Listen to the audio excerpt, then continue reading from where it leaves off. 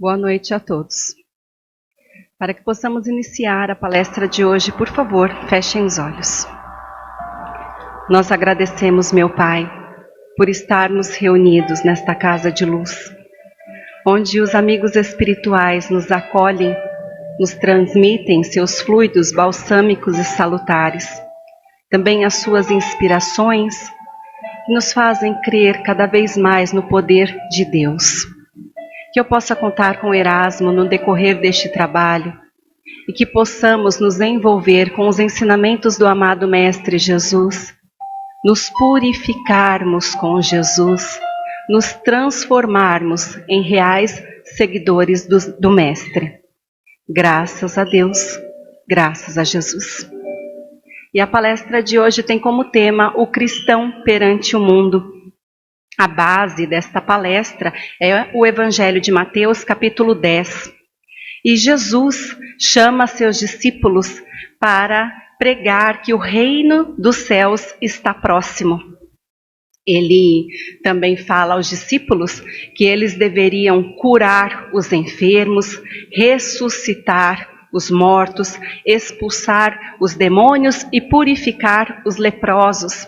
Ele diz: vocês receberam de graça, deem também de graça. Jesus fornece instruções de como eles deveriam adentrar as casas, como eles deveriam ser recebidos, já que estavam fazendo seu trabalho de peregrinação, deveriam pernoitar em alguns locais, receber alimentação. Então Jesus informa que eles deveriam ser gratos, mas também deveriam ser prudentes e simples. Eles deveriam ser astutos como serpentes e mansos como pombas. Jesus, durante este capítulo de Mateus, então Mateus 10, ele traz diversas frases importantes para nós, que nós ouvimos e muitas vezes dizemos aos outros. Ele fala: o que é sussurrado, proclamem dos telhados. Vocês serão odiados por minha causa, mas aquele que perseverar receberá a recompensa. Eu não vim trazer a paz, mas a espada. Ele ainda diz: vocês poderão ser bem recebidos nesta casa. Aquele que recebe vocês, recebe a mim, e aquele que me recebe, recebe quem me enviou. Quem ama seu pai ou sua mãe mais do que a mim, não é digno de mim. Ele ainda diz: aquele que me negar, eu também o negarei diante do meu Pai que está nos céus.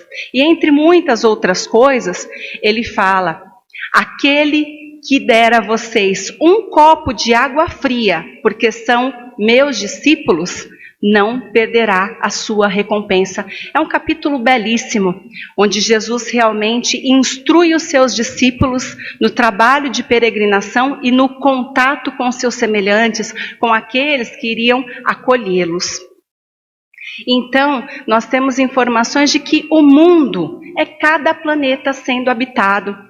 O cristão é aquele que é o discípulo de Jesus e todos aqueles que observam a sua doutrina. Jesus esteve encarnado e deixou a sua doutrina de amor e de fraternidade. Mas ao longo dos tempos, os seus ensinamentos foram transformados em guerras e antipatias por povos e nações. Na linguagem evangélica de Jesus, o mundo, ele é traduzido pelos prazeres que os bens materiais proporcionam aos homens. E Jesus coloca os homens na mesma condição em que esteve, dizendo que os homens, eles não são do mundo, eles estão no mundo. Portanto, nós podemos desejar muitas coisas e todas as coisas são lícitas até certo ponto, porque o verdadeiro cristão, ele sabe que para tudo na vida existe um limite. Ele não vai se entregar a estes prazeres do mundo. Ele não vai se entregar, ele não vai desfazer de toda a sua moral, de todos os seus princípios, por conta dos prazeres do mundo. Então nós questionamos o que é ser cristão. Cristão é todo aquele que apresenta postura diferente diante do mundo. E esta postura é a postura de quem tem a crença na palavra, na pessoa e na obra do amado Mestre Jesus. A partir de um novo nascimento, de uma regeneração, tudo isso através da atuação da palavra que se crê. A gente ainda pode falar que o cristão, ele deve seguir os ensinamentos de Jesus. E o Espiritismo, ele relembra o que Jesus disse e exemplificou. Por isso nós podemos utilizar o termo Espiritismo cristão. Então, nós dizemos que o espírita cristão, ele busca compreender Jesus e raciocinar no seu evangelho. E aí nós estávamos falando que o verdadeiro cristão, ele manifesta postura diferente no mundo. Ele manifesta esta postura através da sua fé, da fé em Jesus e também na atuação da palavra que se crê. Portanto, não é uma fé passiva, muito pelo contrário.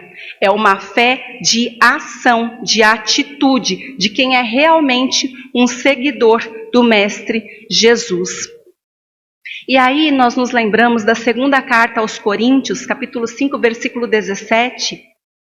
Aquele que está em Cristo é nova criatura. As coisas antigas já passaram, eis que se fizeram novas.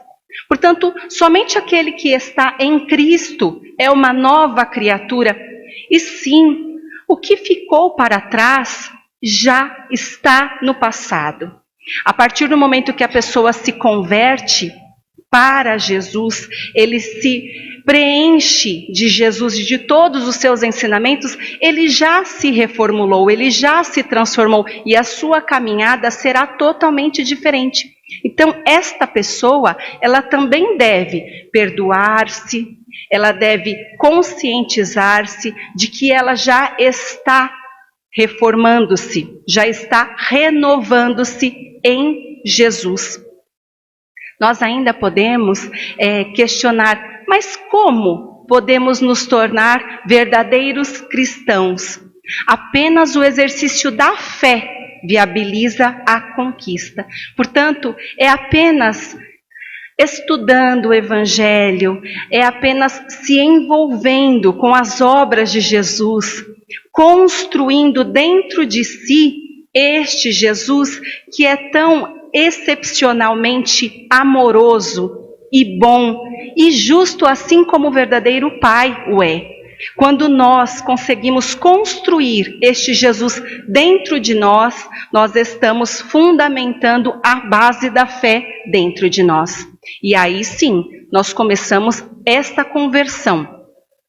Em Hebreus, capítulo 11, versículo 6, nós lemos então que sem fé é impossível agradar a Deus, porque todo aquele que se aproxima de Deus deve crer que Ele existe e que recompensa aqueles que o buscam.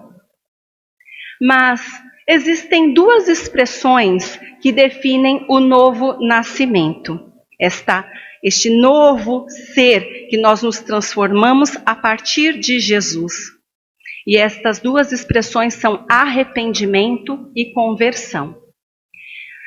Ninguém pode se transformar num cristão autêntico sem se arrepender dos seus atos falhos e sem se converter ao Senhor. E nós nos lembraremos de um trecho de Atos, capítulo 3, versículo 19. Arrependei-vos e convertei-vos, para que sejam anulados os vossos pecados, disse Pedro, logo depois que ele e João curaram um coxo de nascença que estava mendigando na porta do templo.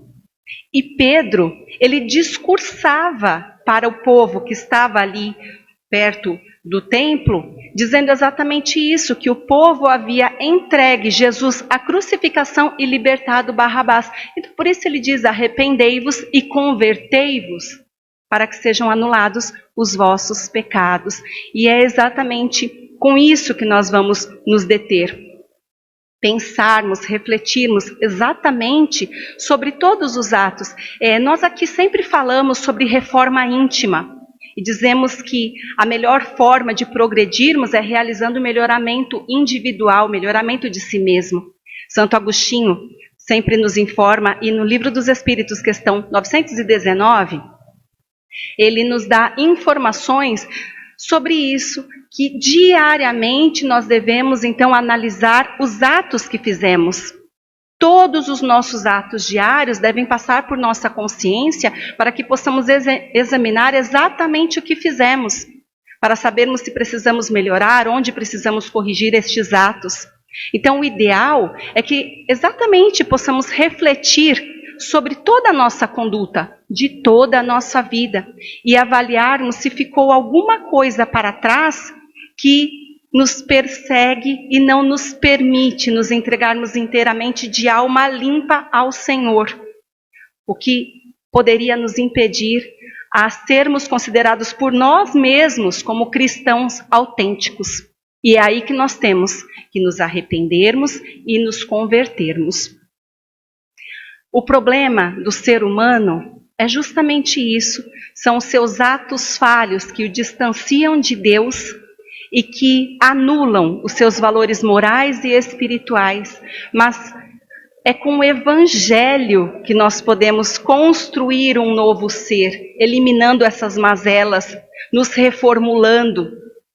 O Evangelho que traz a boa nova e traz todas as recomendações de como nós podemos eliminar tudo isso, porque é adaptando a nossa vida, a vida de Jesus, que nós iremos nos reformular, já que Jesus é o nosso exemplo de homem perfeito. No livro Paz e Renovação, Emmanuel fala para nós, onde e como estiveres, se coloca acima das opiniões alheias e serve a Jesus, servindo a multidão, ofertando a todos o que tiver de melhor. Já no livro de Emmanuel, Caminho, Verdade e Vida, no capítulo 103, ele vai falar que a permanência na Terra decorre da necessidade de trabalho proveitoso e não de nos aproveitarmos das vantagens que poderiam anular a nossa capacidade de servir. E é isso que nisso que a gente reflete, que muitas vezes os prazeres do mundo nos ofuscam tanto que nós não sabemos distinguir mais para que estamos encarnados. Nós perdemos os nossos objetivos principais e os nossos propósitos. Nós nos desviamos do nosso real propósito, que é a nossa evolução. E é por isso que nós perdemos muitas vezes tempo e encarnações. No livro Caminho, Verdade e Vida, mas agora por Emmanuel, no capítulo 102, ele fala que quando o homem descansa nas vulgaridades e futilidades da vida, ninguém lhe examina os passos. Suas atitudes não interessam a ninguém. Mas, surgindo no coração a erva da fé retificadora, a sua vida passa a construir objeto de curiosidade para a multidão.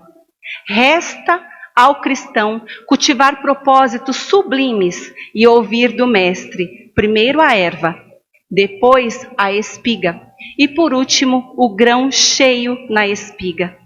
Nós percebemos que tudo tem o seu tempo para acontecer, mas que verdadeiramente quando nós estamos nos transformando em cristãos de fato, as pessoas se sentem um pouco incomodadas e até tentam nos desviar deste objetivo. No livro Fonte Viva, Emmanuel fala que o verdadeiro apóstolo é então o educador por excelência. Nele reside o sacrifício total de si mesmo para que as mentes dos outros se desenvolvam. Ele é o condutor do espírito. Ele interfere na elaboração do pensamento, renovando o modo de crer e o modo de ser, para que o mundo se engrandeça e se santifique.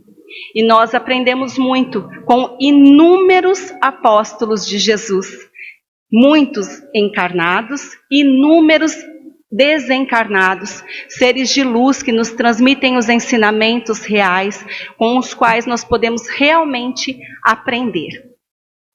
Nós ainda podemos falar que a partir do arrependimento a pessoa consegue acessar regiões da sua personalidade que ele nega de forma consciente ou inconsciente. É desta maneira que ele vai examinar, ele vai refletir nos seus atos e ele consegue modificar as suas atitudes e também as suas opiniões. É desta maneira que ele pode chegar até o remorso dos seus atos falhos. Isso deve levar à renovação quando ele percebe que poderia ter feito algo melhor. Não deve levar à autocondenação, mas sim à autoanálise e à transformação íntima. Novamente, no livro Fonte Viva, Emmanuel esclarece que arrepender-se de todo ato maligno é dever, mas chorar indefinidamente é perder tempo no trabalho de retificação. E para finalizar, no livro Em Torno do Mestre, Vinícius nos afirma que a conversão é o melhoramento, é a transformação. Os espíritos, eles progridem, eles melhoram, eles passam por conversões sucessivas para se aperfeiçoarem. Inevitavelmente, todos nós evoluiremos a partir da nossa real necessidade, da nossa conscientização, ou então através dos propósitos do Pai, que coloca diante de nós as oportunidades que são necessárias para que isso possa acontecer.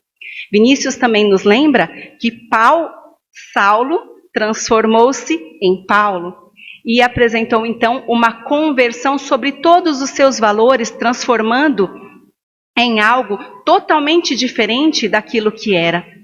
A partir da conversão, nós modificamos o nosso caráter e atingimos o renascimento espiritual. E é com isso que nós trazemos a reflexão de hoje. Pensemos, meus irmãos, será que nós já nos entregamos a Jesus de corpo e alma? Será que eu já sou uma pessoa diferente daquela que eu era antes de me entregar a Jesus? Eu já me entreguei a Jesus? E se eu não fiz isso até agora, o que falta? Será que falta eu me arrepender?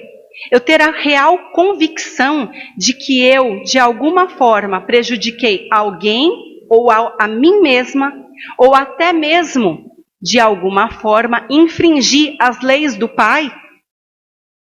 Será que eu já me conscientizei disso?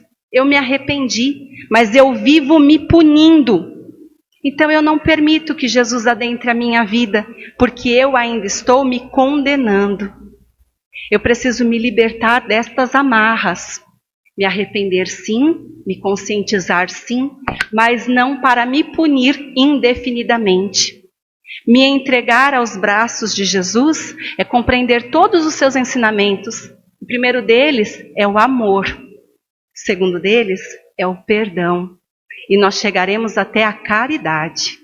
Portanto, amar Jesus e se converter a Jesus é segui-lo num trabalho proveitoso para todos.